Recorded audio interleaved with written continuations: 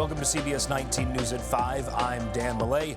They help keep your community safe when there's a fire, and that's incredibly evident right now with grass fires breaking out almost daily, but there are now fewer and fewer volunteer firefighters. This map from APX data of East Texas shows you the average number of volunteers per county, and you can see the numbers are not exactly high. In fact, one report published in County Magazine found there were 20% fewer volunteers to staff the more than 1,500 departments than there were in the 1980s. And of those, a third are over the age of 50. CBS 19's Nayeli Carrillo looks at what one fire department is doing to boost those numbers, especially with younger volunteers. One spark.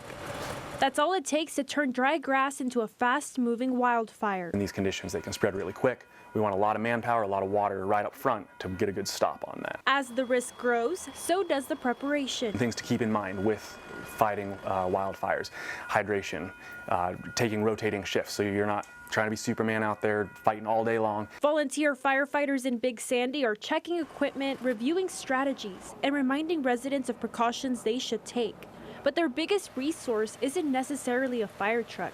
It's people. There are fire departments that struggle to get enough people to get the trucks out the door. The National Volunteer Fire Council says volunteers make up about 62% of firefighters across the country. We've got men and ladies from, you can be a junior member as young as 16 years old, all the way up to, oh man, our oldest member is probably in his 70s. But there are nearly 20% fewer volunteers than there were in the 1980s, even as fire and EMS calls have more than tripled. When people dial 911 and want a fire truck, well, somebody's got to show up, and that's why it's so important to have volunteers in our rural communities. Big Sandy has about 20 volunteer firefighters. Everybody has a real job, a day job, and we just hope we have enough volunteers to be able to fulfill the need when the call comes.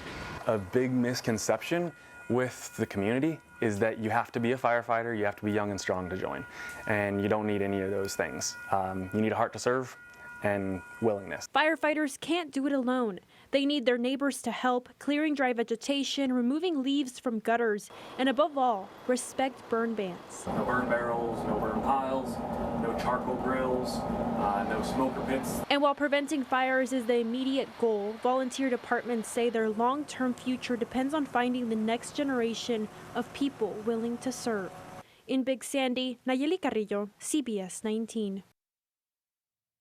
Big Sandy Volunteer Fire Department meets the first and third Tuesday of each month, and those meetings are open to anyone interested in learning about volunteering.